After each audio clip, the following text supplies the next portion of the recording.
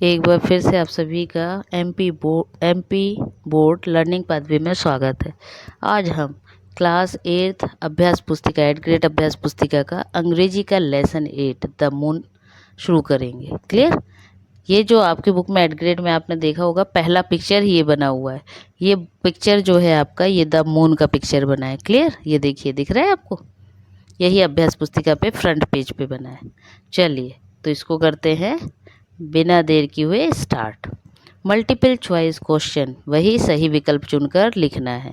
The poet of the poem, देखिए आपको जब पोएम पढ़ोगे तो पोएट का नाम भी आपको हर बुक में पता होना चाहिए। तो इसमें पोएट का नाम क्या है? तो R.L. Stevenson. Clear? An elephant, elephant क्या करता है? तो एलिफेंट ट्रम्पेट करता है, मतलब इसकी आवाज़ जो निकलती है वो उसको ट्रम्पेट बोला जाता है। किसकी? हाथी की। Next, if you you see this shape of the moon, what will you call it? इस तरह के मून का शेप आपको दिखेगा तो इसको आप क्या बोलेंगे? तो इसको बोलते हैं new moon. On street and fields and blank quays, तो हार्बर आएगा। क्लियर? चलिए नंबर 5वां, the rhyming word of the wall, तो वॉल का टॉल, बॉल, हॉल सब होता है, तो इसलिए इसमें आ जाएगा ऑल ऑफ दीज। क्लियर? अब चलते हैं क्वेश्चन नंबर 6। रिक्त स्थानों की पूर्ति करें। नंबर 1, क्वेश्चन 6वां, the blank dog by the door of the house, तो howling. The squealing cat and the squeaking mouse, ये साउंड की बात हो रही है।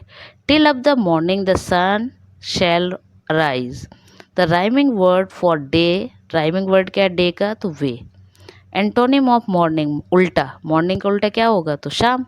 सुबह का शाम होता है ना, तो मॉर्निंग का इवनिंग। ये हो गए आपके फिल इन द ब्लैंक्स। चलिए आ जाते हैं short answer questions. Question number 11वां, राइट द साउंड, देखिए अभी मैंने ऊपर बोला भी था थोड़े पहले ही। Write the sound made by cat and the mouse from the poem. Cat और माउस का पोएम में जो साउंड बोला गया है वो आपको लिखना है। तो कैट का होता है स्क्वेलिंग, माउस का होता है स्क्वेइंग।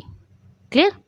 अब question number 12, where does the moon shine, moon कहाँ शाइन करता है पोएम के अकॉर्डिंग? तो पोएम के अकॉर्डिंग मून शाइन करता है on the thieves on the garden wall, on thieves on the garden wall.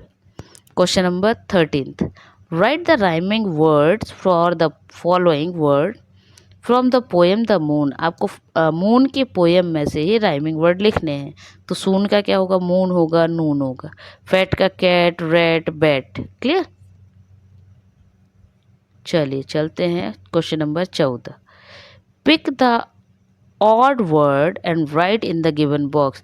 Odd word, odd मतलब जो अलग सा लग रहा हो।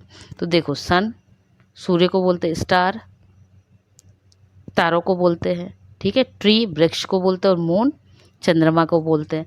तो आप यदि ध्यान से देखोगे तो सन, स्टार और मून ये सब कहाँ रहते हैं? आकाश में। सिर्फ एक अलग से ट्री जो होती है वो कहाँ है? पृथ्वी पे लगी होती। तो अलग क्या है? ट्रीज। तो ट्रीज को हम लिख देंगे यहाँ बॉक्स में। चलिए आप करते हैं क्वेश्चन नंबर 15 से स्टार्ट। एक लाइन में या 2 सेंटेंस में आपको आंसर देने। Question number 15, what is the mouse doing, mouse क्या कर रही थी? तो स्क्वेइंग, स्क्वेकिंग, ठीक है, स्क्वेकिंग है ये। Write the names of the 4 animals, 4 जानवरों के नाम लिखने हैं। किसके अकॉर्डिंग? पोएम के अकॉर्डिंग। तो cat, mouse, dog, bat, poem में जो नाम दिए गए हैं।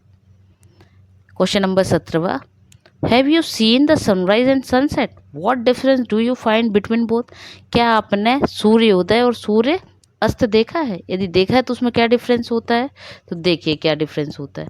सनराइज, सूर्योदय, tend to have a more blush tone. आपने देखा होगा ब्लूइश टोन। तो सुबह सूर्य निकलता हो तो आपने देखा होगा हल्का हल्का नीला सा, बिल्कुल ऑरेंजेस सा दिखता है ना। लेकिन वही चीज़ यदि सनसेट होता है तो आपने देखा होगा पीला सा दिखता है ना। तो वही आपको डिफरेंस लिख देना है।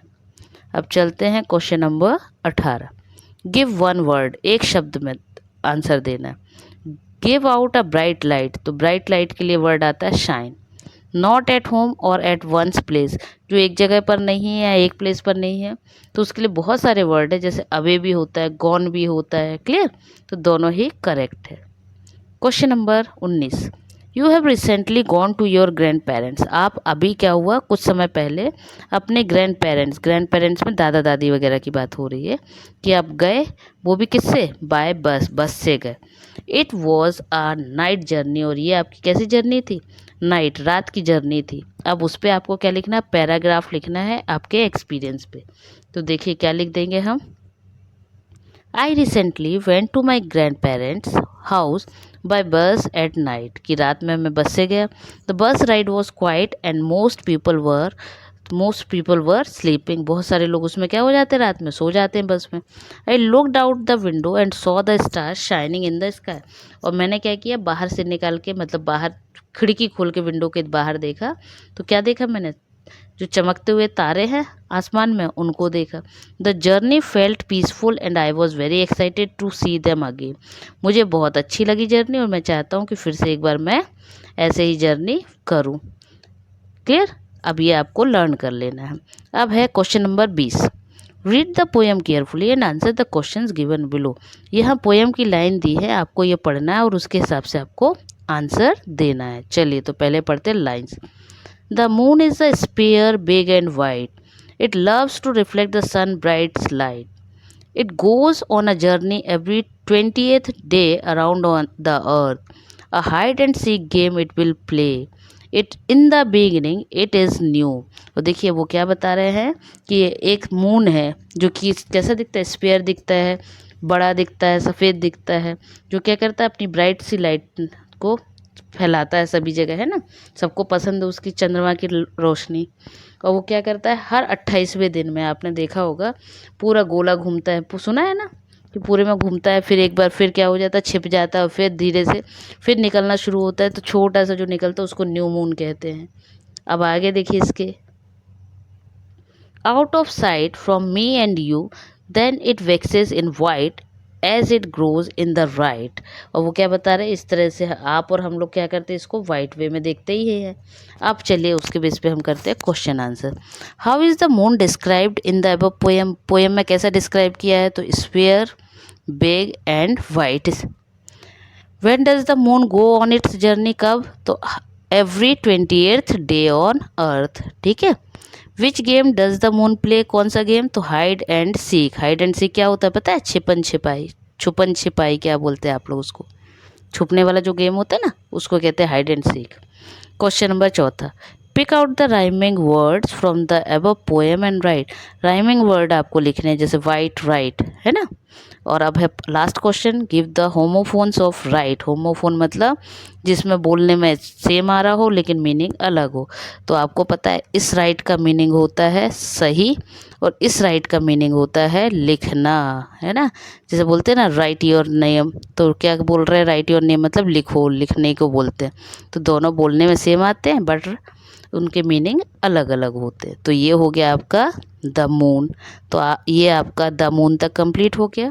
8 लेसन अब आपके कंप्लीट हो गए। अब इनको आप अपनी बुक में कंप्लीट कर लीजिए। चलिए नेक्स्ट के लिए वेट करिए, तब तक के लिए बाय बाय।